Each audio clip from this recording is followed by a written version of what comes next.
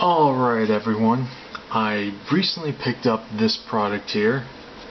It's called the Red Samurai Wireless Controller for Android tablets. This is a product from GameStop. It's their branding, their color scheme, and it's only $24.99 plus tax. Now I don't really shop at GameStop too often, but I've heard about it and I started looking into it, and for the price, this is actually supposed to be a really nice controller. It's a really tiny box. You know, here's my Nexus 7. That just gives you an idea of how big the box is. So, got a picture on there. It does work on certain tablets, so if you're wondering, they do have a list on their website. But it works with a couple of Asus laptop or tablets. Probably the most popular one is the Nexus 7, which does work for it. It doesn't list the Nexus the Nexus 10, so I'm not sure if this actually does work with it.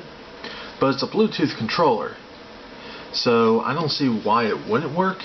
But I can't say that it won't work or would work for it. Now, what's nice about this, of course I already took the controller out of the box. So essentially what you get is the controller, for obviously, USB cable, the manual. And what's nice about this is that this is a PS3 style controller. So it's a DualShock style controller. Essentially has all the same buttons as a DualShock 3 controller. Dual analog sticks, they click in, and what's really nice about it is that it has a built-in rechargeable battery, so you don't have to worry about batteries. Now, there was a controller I reviewed a while back called the Moga controller. The biggest issue I had with that controller was two things.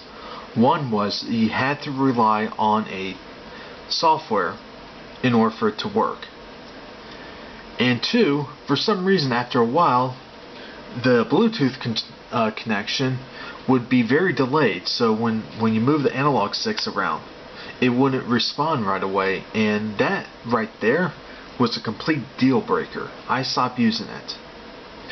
And this controller is much cheaper, and so far I have experienced no lag at all.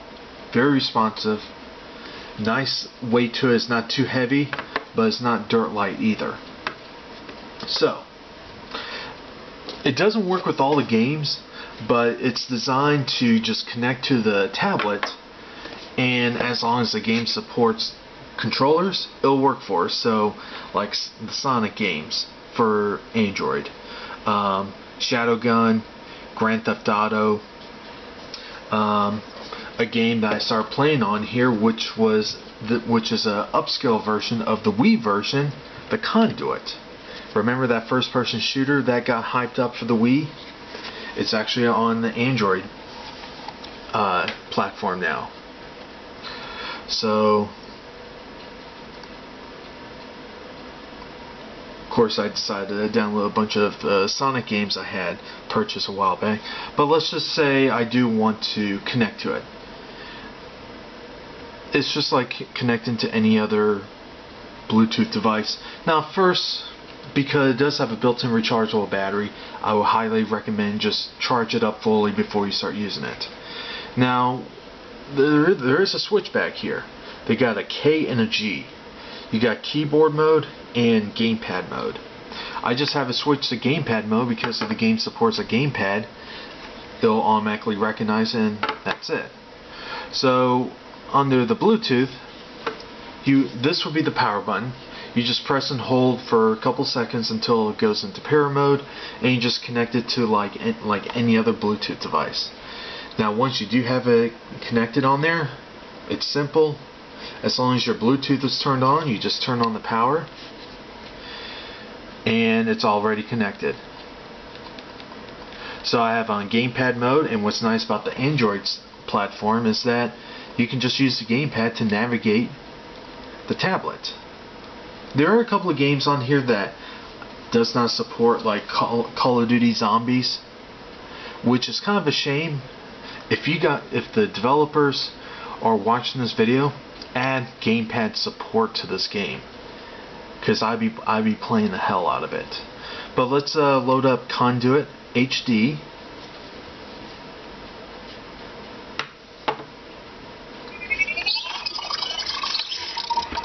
Let me just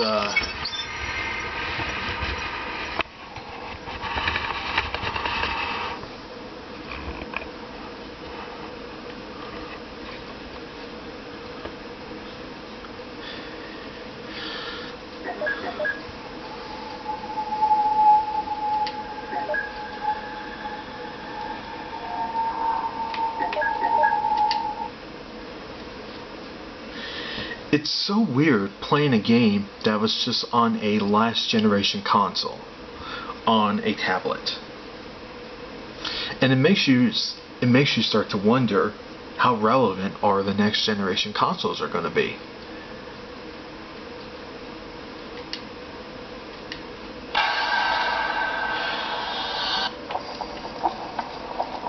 So yeah, this is me playing with the Red Samurai wireless controller, and so far, you know, it's been really responsive.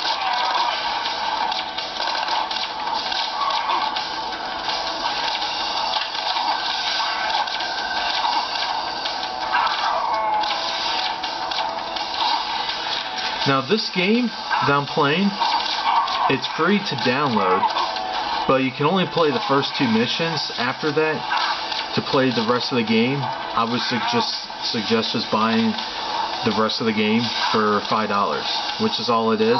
If you want like the extra mods and stuff for it, that would be like an extra $5. So $10 total for a first-person shooter game that used to be on a home console. Is really not that bad. If you never played it, I would really look into this game. But this is just me talking about the controller. I do highly suggest picking up this controller. It's a really nice controller. Very nice. Pretty comfortable to hold, I have to say. They even went so far and mimicked the D-pad from the DualShock 3 controller, which kind of weird if you ask me, but this is, from what I've tried, this is one of the better Bluetooth controllers for the Android tablet. So if you use one of the compatible tablets and you're looking for a wireless controller to play games on it, I would look into this. It's only $25, so it's not asking a lot, and it actually works. So I give it 2 thumbs up. Like always, have a good one.